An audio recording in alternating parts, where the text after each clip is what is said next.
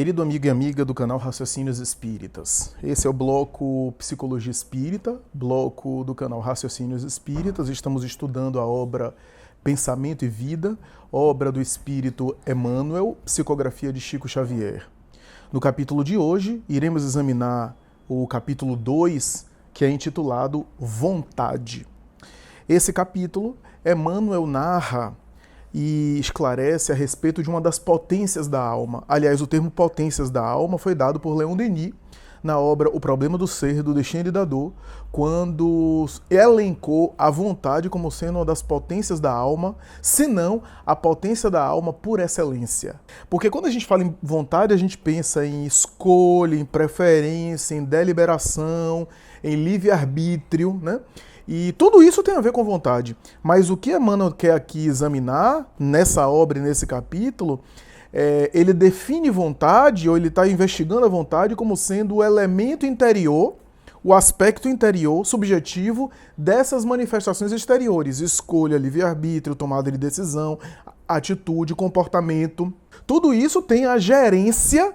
Emmanuel, inclusive, fala isso no capítulo, a gerência da vontade. E a vontade é esse aspecto interior dessas manifestações de escolha, de livre-arbítrio. O livre-arbítrio está associado à vontade, mas a vontade é a dimensão interna do livre-arbítrio. E o livre-arbítrio é a vontade colocada em ação, a vontade expressa em condutas. Essa, mais ou menos, é a temática, o mote que Emmanuel vai utilizar para examinar esse capítulo. E é interessante que ele começa o capítulo dizendo o seguinte, que a mente humana, espelho da vida, que é a metáfora que ele faz no livro todo, a mente humana é um espelho, pode ser dividida em várias partes, vários departamentos, e ele elenca departamento do desejo, departamento da inteligência, departamento da imaginação, departamento da memória e outros departamentos cognitivos ou não cognitivos que reúnem aí a sensibilidade, as questões da alma, né? As várias faculdades da alma.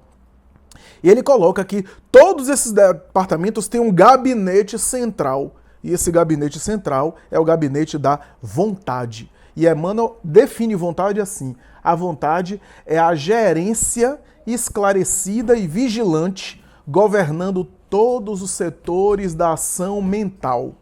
Todos os setores da ação mental. Portanto, a vontade é uma espécie de pensamento concentrado, um pensamento focalizado. Quando eu focalizo o pensamento de uma maneira contundente, de uma maneira enfática, eu tenho ali a vontade. Toda vez que eu pego o meu pensamento e foco em algo e direciono para a execução ou para a concretização de algo, nós temos aí a vontade. Então a vontade é um pensamento concentrado, um pensamento esclarecido, um pensamento bastante fixado. Quando Emmanuel examina esse capítulo, ele diz inclusive que a vontade é a auréola luminosa que coroa a razão e que foi liberada, ou que foi ofertada pela divindade. Ou seja, durante o processo de evolução do ser, que passou pela viagem multimilenária de experiências, Emmanuel vai chegar a dizer, o ser passou pela escuridão dos instintos. Quando começa a brotar a luz da razão, a vontade, essa auréola maior, essa auréola culminante, é esse ápice, né, como se fosse a ponta dessa luz da razão, porque a razão é a capacidade de raciocinar, de discernir, de escogitar, de pensar. E a vontade é quando eu tomo consciência dessa razão e direciono-a para algo consciente. Leon Denis vai dizer que é a potência do espírito responsável por todas as outras potências da alma, porque é a vontade que direciona o espírito para a aquisição de outras virtudes. Quando a gente fala em reforma íntima, em melhoramento pessoal, em desenvolvimento pessoal, em transformação moral, em evolução, isso só se dá com o uso da vontade. Porque a vontade é essa escolha consciente de evoluir, né? Como também a vontade pode ser uma escolha consciente de fazer o mal. E é isso que eu queria dizer. A vontade colocada por um foco pode gerar a beleza da humanidade ou a destruição. Hitler utilizou a sua vontade para a concentração de um ideal destrutivo e nós tivemos 6 milhões de pessoas assassinadas na Segunda Guerra Mundial. Francisco de Assis uma única pessoa com uma vontade potencializada para a iluminação de consciências na Idade Média, brilhou no mundo e iluminou mais do que as fogueiras da Inquisição. Colocado em ação para um lado ou para o outro, nós temos uma dinamização. E por que eu estou falando de dinamização? Porque Emmanuel termina o capítulo comparando a vontade à eletricidade. O equipamento para produzir o que você quer, em termos tecnológicos, precisa de eletricidade. A eletricidade é esse combustível, da mesma forma que o carro precisa da gasolina. A vontade é essa eletricidade, esse combustível da alma. É graças a esse combustível da alma que a alma coloca os seus empreendimentos na prática, que ela consegue concretizar aquilo que vai no mundo íntimo. É a vontade que está entre a ação e o pensamento. Eu tenho o pensamento e eu quero colocar esse pensamento em prática. Desde algo muito simples, por exemplo, mover um dedo. Eu não movo o dedo com o dedo, mas eu movo o dedo com o pensamento. Primeiro eu pensei em mover o dedo, isso se transmitiu, passou pelo cérebro, pela maquinaria orgânica. Eu sei que o exemplo é simples, é banal, até movimentar o dedo. E aí Leon Denis vai examinar isso na obra O Problema do Ser Destino da Dor. A vontade é o pensamento focado. Então, a vontade muito direcionada, e ele acaba o capítulo falando sobre a educação da vontade. Esse é o ponto máximo, é o ponto clímax. A educação da vontade, imagine, por exemplo, se a vontade já é o pensamento focado em algo, para a produção e concretização em algo, imagine a educação da vontade. E por educação da vontade, a gente tem dois aspectos. A educação da vontade no sentido evangelização da vontade, de moralização da vontade, quando eu pego a minha vontade e direciono para algo sempre edificante, para algo positivo, para algo relevante. E a educação da vontade no sentido do exercício da vontade, ou seja, se eu exercitar minha vontade para determinados fins, toda a potência que eu exercito, que eu educo, tende a aumentar. Então a gente tem a educação da vontade para as atividades físicas, Leon Denis vai falar isso. Lembre do faqui que às vezes passa por cima na Índia, né? Pisa em cima de brasa quente e não sente dor. Né? A vontade direcionada para determinadas experiências físicas, que a pessoa fica insensível à dor, que a pessoa supera determinados limites orgânicos. Né? É a vontade. E a vontade para as grandes questões morais. Kardec, no texto de O Evangelho segundo o Espiritismo, um capítulo sobre fé, vai falar que a vontade colocada em ação, direcionada em ação, é o combustível da fé. A fé é essa vontade colocada em ação, ou nasce nessa vontade colocada em ação. Por quê? Porque através dessa vontade colocada em ação, a gente tem os grandes prodígios da fé, seja no magnetismo, na produção de fenômenos, seja na remoção das montanhas morais da nossa vida, como dizia Jesus, comparando a fé a um grão de mostarda. Eu acho que o ponto alto desse capítulo é comparar a vontade a uma eletricidade. Essa é a ideia. A vontade a uma eletricidade colocada em ação. Ou seja, uma força da natureza. Pensa em eletricidade, magnetismo, força da gravidade, né? Tudo isso são vontade. E, inclusive, a gente pode pensar que essas manifestações, força nuclear fraca, força nuclear forte, gravidade, eletricidade, é a vontade divina.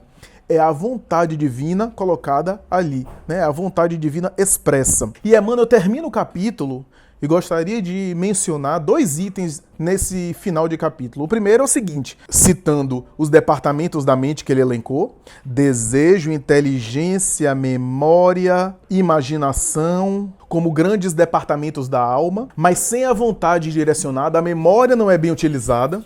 O desejo pode ser direcionado para fins ignóbeis, para fins, inclusive, prejudiciais, porque o desejo é esse apelo da alma. Agora, imagine a vontade comandando o desejo, a vontade gerenciando o desejo. O desejo vai ser sublimado. É a vontade que sublima os desejos. Direcionado, educado, sublimado, espiritualizado. Porque o desejo não deve ser reprimido, mas imagine o desejo sensorial, o apetite grosseiro, direcionado para fins mais úteis. Porque é de todos esses departamentos, mesmo os mais instintivos e viscerais, que saem as grandes potências da alma, as grandes virtudes, como diz Leon Denis. Imagine a inteligência comandada pela vontade. Eu quero usar minha inteligência como uma enxada para o bem. Porque a enxada pode matar ou pode plantar. E a imaginação. Imagine, por exemplo, a vontade direcionando a imaginação. Então a minha imaginação não vai para as fantasias, os devaneios e as torturas mentais, as reflexões que nos causam sofrimento, mas a imaginação para o belo, para o estético, para o bem, para o positivo. E por fim, a frase de Emmanuel dizendo: só a vontade, diz Emmanuel, é suficientemente forte para sustentar a harmonia do espírito. O que Emmanuel quer dizer é que equilíbrio, plenitude, harmonia é fruto do esforço pessoal. E esse esforço pessoal, concretizado nas ações, as obras, a cada um segundo suas obras, ou seja, a produção, a efetivação através do livre-arbítrio, as escolhas que o espírito faz, começou na vontade. Foi a vontade direcionada. Agora imaginemos a nossa vontade ser educada, esclarecida e colocada para fins úteis. E exercite essas potências da alma, essa vontade, de uma maneira sistemática, com técnica, com critério. Imagina o que a gente não vai produzir. Talvez foi por isso que Jesus falou: vós sois deuses, podeis fazer tudo o que eu faço e muito mais se quiserdes. Estamos diante aí de potências da alma que a gente ainda não tem noção, que a gente ainda não conhece, a gente ainda não domina. A vontade é essa alavanca responsável por sustentar, diz Emmanuel, a harmonia do espírito. A harmonia do espírito na tentação, no sofrimento, nas pressões e também na execução das grandes obras, na produção das escolhas, nas atitudes do bem que iluminam a humanidade. A vontade, essa força motriz do espírito que começa na intimidade para ser colocada em ação. Então imaginemos o dia que a Terra tiver cursos de educação da vontade. Grupo de estudo de educação da vontade, por exemplo. Emmanuel termina o capítulo falando o seguinte: que a vontade não consegue impedir a reflexão mental. E aqui vale a pena eu acabar o capítulo chamando atenção para isso. O que é que Emmanuel quer dizer? A vontade não impede a reflexão mental. O que significa dizer que a vontade não vai eliminar os conflitos que cada um carrega, as imagens mentais, os conteúdos do inconsciente que brotam, o pensamento, a obra Pensamento e Vida, o pensamento. A vontade não vai eliminar os pensamentos que vêm. Alguns que são ideias que vêm, seja influência do mundo espiritual, seja ideias atuais. A vontade não é um botão que se aperta e a partir daí eu não penso mais nada negativo, a partir daí eu não tenho mais perturbações interiores. Emmanuel está dizendo que a vontade não impede do indivíduo oscilar na sua trajetória, porque espíritos imperfeitos oscilam mesmo, né? A semelhança, como eu digo, de um canal de televisão, que a gente bota o canal, a gente não vê o que a imagem vai passar. Agora, a vontade faz você ficar no canal de televisão e ficar vendo aquela imagem perturbadora ou trocar do canal. Ou seja, você não impede que a sua mente de vez em quando crie ou produza imagens mentais perturbadoras, pensamentos negativos, porque ainda é da natureza do espírito imperfeito, do espírito inferior. Você não vai impedir isso. A vontade não é um botão que se aperta e a partir daí eu não tenho mais pensamento negativo, eu não tenho mais conflito, eu não tenho nada. Mas a vontade vai fazer você escolher ficar na perturbação ou trabalhar para sair dela. Se fixar no negativo ou se fixar no positivo. Lembre do canal de televisão. Quando eu ligo a televisão, eu não sei qual é a imagem que vem. Pode ser uma imagem chocante, pode ser uma imagem negativa, pode ser uma imagem de crueldade, pode ser uma imagem perturbadora. Mas eu não sei o que vem. Quando eu olho, a imagem já veio. Eu já vi. Agora, ficar no canal, naquele canal, e ficar se alimentando daquela imagem, ou trocar de canal, é a vontade. A vontade, portanto, é o ajuste de foco. Quando eu ligo a câmera e começo a olhar, eu não sei o que é que eu vou olhar, porque eu estou olhando o ambiente, eu não sei o que é que a câmera vai pegar. Pode pegar tudo. E como eu não conheço o ambiente, pode pegar as mais diversas imagens. Mas ficar na imagem ou ajustar o foco para outra coisa é a vontade. E essa vontade, nas pequenas coisas do espírito, nas realidades psíquicas, mentais, como também nas grandes coisas morais, nos grandes desafios morais, nos grandes problemas e testes que todos nós passamos, que todos nós experimentamos, que todos nós enfrentamos.